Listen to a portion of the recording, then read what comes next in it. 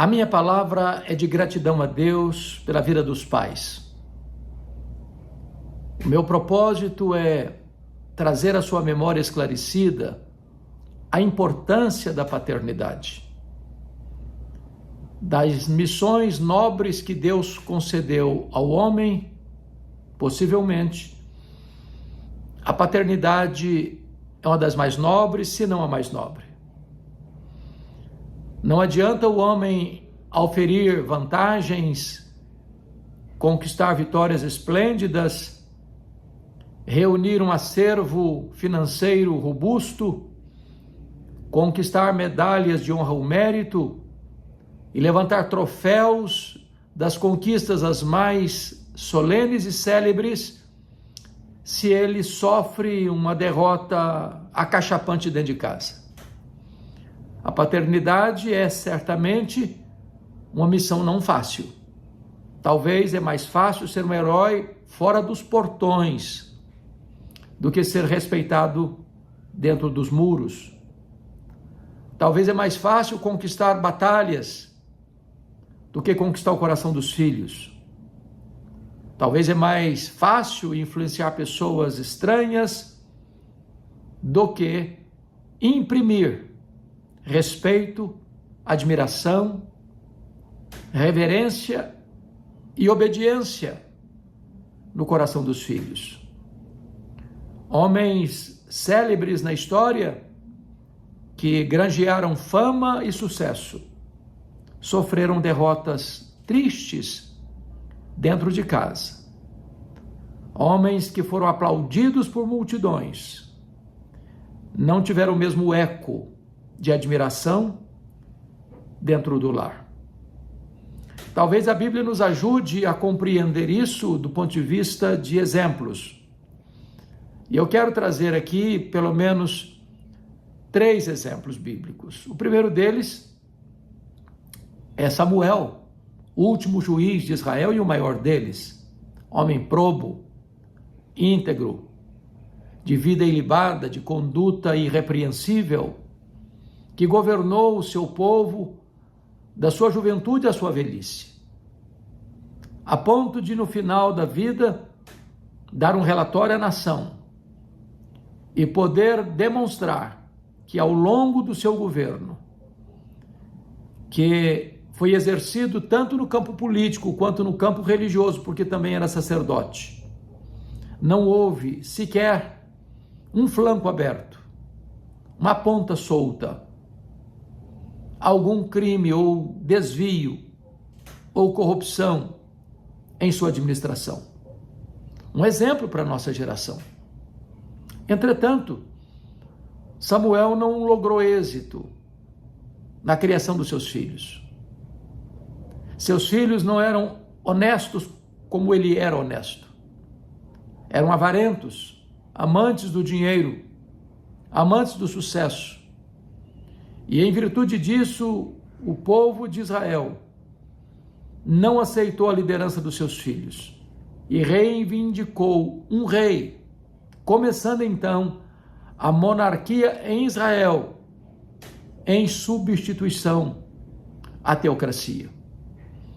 Se avançarmos um pouco mais na história, veremos o segundo exemplo em Davi, que foi o maior rei de Israel, o homem segundo o coração de Deus, não sem defeito, mas de coração quebrantado.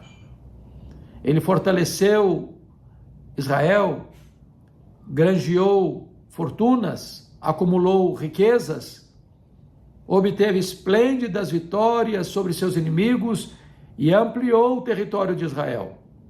Porém, sofreu derrotas amargas dentro do lar.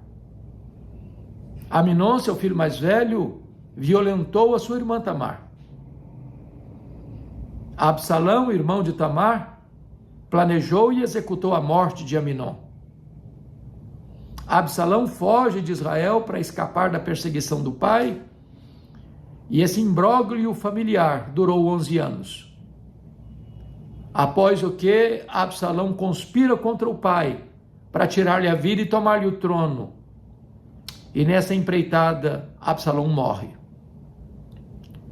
Mais tarde, Davi nomeia e consagra Salomão como seu sucessor. Porém, antes desse fato, Adonias, que nunca fora contrariado por seu pai, declara-se rei, promove uma rebelião que é estancada por Davi. E quando Salomão assume o governo, logo depois ele manda matar Adonias. Sangue, traição, conspiração, violência na casa de um homem de Deus. Davi colheu tantas vitórias fora dos portões e sofreu amargas derrotas dentro de casa. Mas eu vou lhe dar um terceiro exemplo para não lhe cansar, teria tantos outros, que é o rei Ezequias. Um homem piedoso, um homem que implementou reformas em Judá e experimenta um grande avivamento. Ele experimenta 2 milagres extraordinários da parte de Deus. Deus livrou Jerusalém do ataque assírio e Deus curou Ezequias de uma enfermidade mortal. Porém, o filho de Ezequias, Manassés, torna-se o mais perverso rei de Judá. E Deus então decide entregar o seu povo ao cativeiro babilônico, em virtude dos pecados graves cometidos por Manassés, filho de um homem piedoso. Então, diante desses exemplos, gostaria de remeter você agora ao texto de Efésios, capítulo 6, versículo 4. Paulo está escrevendo de Roma a sua carta aos Efésios, a rainha das suas cartas, a carta eclesiológica. E depois de mostrar o plano eterno de Deus na nossa salvação, depois de retratar a obra da Trindade na nossa salvação, o Pai escolhendo, o Filho redimindo, o Espírito Santo aplicando a redenção, depois de orar para que a igreja entenda a natureza do seu chamado, a grandeza do poder que está à sua disposição, o apóstolo Paulo fala de como Deus nos salvou, tirando-nos da escravidão, da depravação e da morte espiritual. Retrata que Deus só tem um povo, uma família, um rebanho, uma igreja, composta de judeus e gentios. E como a obra de Cristo derrubou a muralha da separação, e agora Paulo vai mostrar também o grande mistério oculto dos séculos, que era formar de judeus e gentios um único povo, a sua igreja. Então Paulo trata da unidade da igreja, aplicando a doutrina, ele ora pela igreja para que ela possa compreender o poder que está à sua disposição, fala da unidade da igreja, faz exortações importantes sobre a vida de santidade e conclui esta epístola tratando da plenitude do Espírito Santo, falando que é impossível que na família, na igreja e no campo da batalha espiritual nós sejamos vencedores, a não ser que sejamos cheios do Espírito Santo. E então no capítulo 6, versículo 4, o apóstolo Paulo vai dizer assim: e vós pais, não provoqueis vossos filhos a ira, mas criai-os na disciplina e na admoestação do Senhor. Vale destacar que no versículo 1, Paulo orienta os filhos: filhos, obedecei a vossos pais. Aqui no verso 1, pais, é uma referência a pai e mãe. Os filhos precisam obedecer e honrar pai e mãe. Aliás, este é o 5º mandamento com promessa. Este faz parte das tábuas da lei, como mandamento moral, princípio e preceito de cláusula pétrea que não é abrogado. Então, agora Paulo retoma este assunto e diz assim: e vós, pais. E quando eu diz no verso 4, e vós, pais, ele não está mais falando de pai e mãe. Ele está falando dos pais, homens. Por quê? Porque dentro dos preceitos divinos, o homem, o marido, o pai, é o responsável pela educação, formação espiritual de seus filhos. Claro que isso não dispensa a participação das mães, a influência fundamental das mães, o aconselhamento e o ensino das mães, mas significa que Deus vai cobrar do homem, do marido, a responsabilidade da educação dos filhos. E num regime de pátria potestas, onde os pais tinham direito de vida ou morte sobre os filhos, Paulo começa colocando limitação no papel dos pais. E ele diz: e vós, pais, não provoqueis os vossos filhos a ira. E a pergunta é: como um pai pode provocar os filhos a ira? Em primeiro lugar, quando os pais privilegiam um filho em detrimento do outro, ou dá mais prestígio a um filho do que outro, comparando os filhos, gerando no coração deles emulação e ciúmes, como aconteceu na família de Jacó, que amava mais a José do que os seus irmãos, e isso gerou uma guerra dentro de casa. Os filhos não são iguais. Embora você possa até tratá-los de forma diferente no que tange a abordagem, você não pode ter 2 pesos e 2 medidas. Você pode exigir dos seus filhos o mesmo empenho, mas você não pode exigir deles o mesmo desempenho. Portanto, os pais não podem comparar os filhos para exaltar um e diminuir outro. Os pais não podem, ao presentear os filhos, comprar um presente melhor para um e um pior para o outro.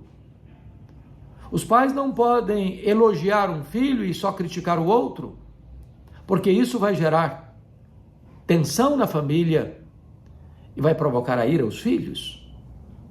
Quando é que os pais provocam os filhos a ira? É quando os pais requerem dos filhos aquilo que eles mesmos não vivem. É quando os pais são duros demais com os filhos, mas complacentes demais com eles mesmos. É quando um pai dá uma ordem para o filho, mas ele, pai, não anda de acordo com a ordem que deu ao filho. É quando um pai manda o filho ir para a igreja, mas ele mesmo não vai à igreja. Então isso provoca a ira dos filhos. Quando é que os pais provocam os filhos a ira? É quando os pais são contraditórios. É quando eles falam uma coisa e vivem outra. É quando os filhos colhem os pais em contradição. É quando os filhos percebem que os pais são concessivos ao erro para benefício próprio, mas requer dos filhos um comportamento que eles mesmos não possuem. E os filhos são mais espertos do que os pais imaginam. Eles nos observam mais do que nos ouvem. Eles nos veem mais do que nos escutam. É por isso que Albert Schweitzer disse com razão que o exemplo não é uma forma de ensinar, é a única forma eficaz de fazê-lo. Falamos mais pelo exemplo do que pelas palavras, mais pela conduta do que pelos preceitos, mais pelo paradigma do que pelas ordens. Então, quando os pais têm essa postura incoerente, inconsistente, contraditória, isso leva os filhos a ficarem irritados. Em vez de irritar os filhos, o apóstolo Paulo diz assim: mas criai-os. Veja você a conjunção adversativa mais. Mas criai-os na disciplina e na exortação do Senhor, na admoestação do Senhor. E a palavra criar aqui é no sentido pleno da palavra. Não apenas dando casa, não apenas dando cama, não apenas dando comida, não apenas dando segurança, não apenas dando escola, não apenas encaminhando para a vida. Mas os pais precisam criar os filhos no sentido pleno da palavra, formando-os, forjando neles o caráter de Cristo, instruindo-os na verdade, dando a eles todo o suporte físico, emocional, moral e espiritual, para que eles possam avançar vitoriosamente na vida, plantando princípios e valores no coração deles, para que amanhã, quando estiverem aí no mercado de trabalho, numa sociedade competitiva e às vezes até feroz, esses filhos possam ter discernimento, sabedoria, para fazerem as melhores escolhas, para o bem deles e para a glória de Deus.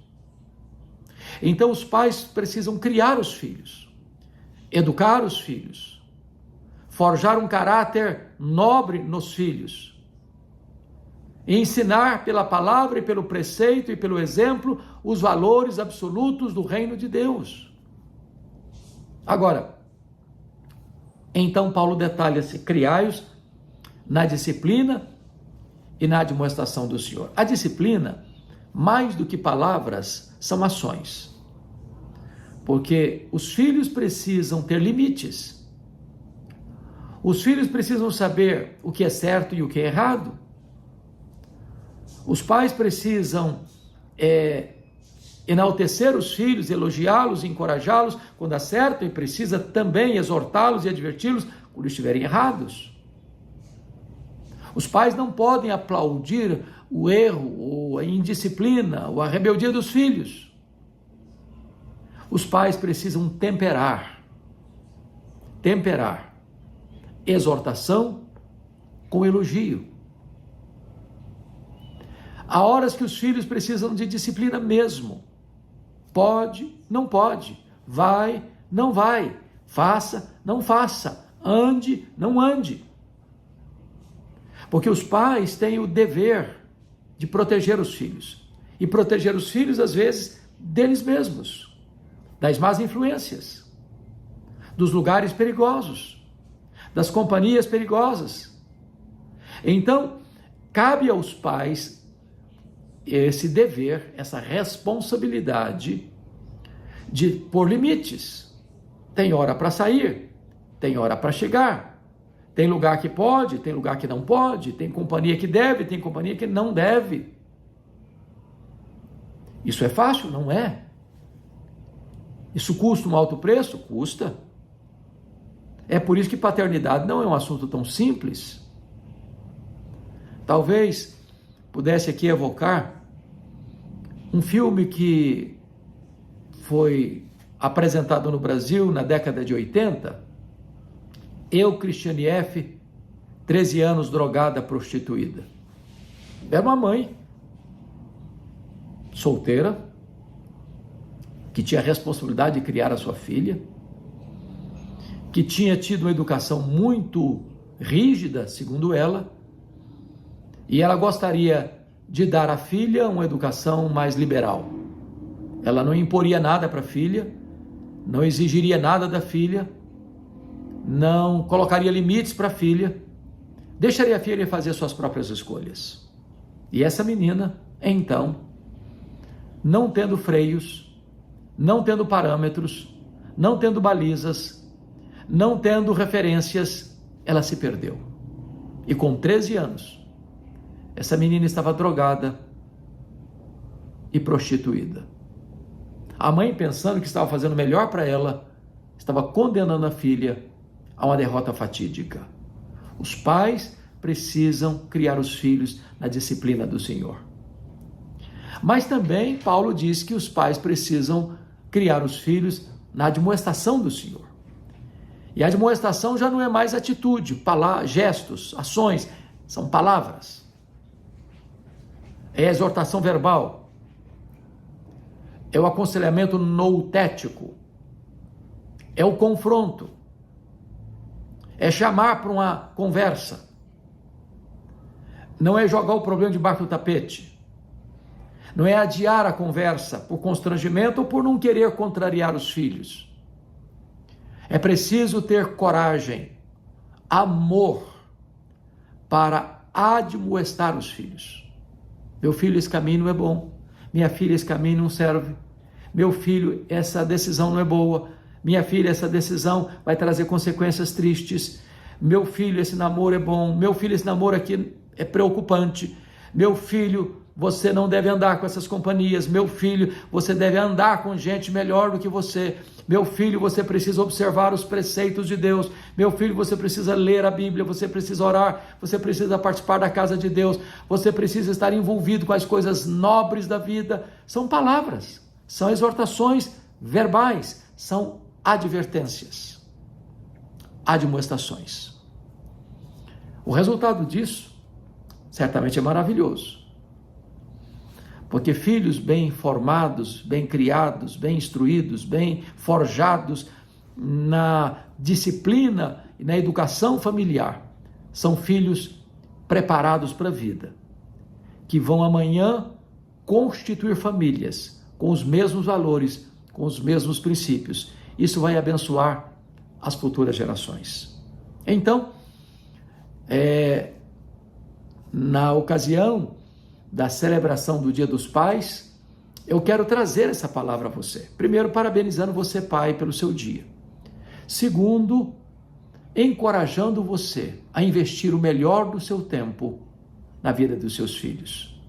Nenhum sucesso vai compensar se você fracassar como pai, como instrutor, como conselheiro, como sacerdote do seu lar. Que Deus abençoe sua vida. Que Deus abençoe sua casa, que Deus abençoe sua família, que Deus abençoe seus filhos. E se esta mensagem foi oportuna para você, quem sabe você possa compartilhá-la com outras pessoas. Se você ainda não acionou aí o sininho para você ser notificado das novas mensagens, faça isso. Todo dia tem mensagens novas aqui no meu canal do YouTube. Inscreva-se nele e participe conosco desta grande obra que é levar a palavra de Deus a todos os rincões da nação brasileira, a todas as nações da terra. Deus abençoe sua vida, Deus abençoe a sua família.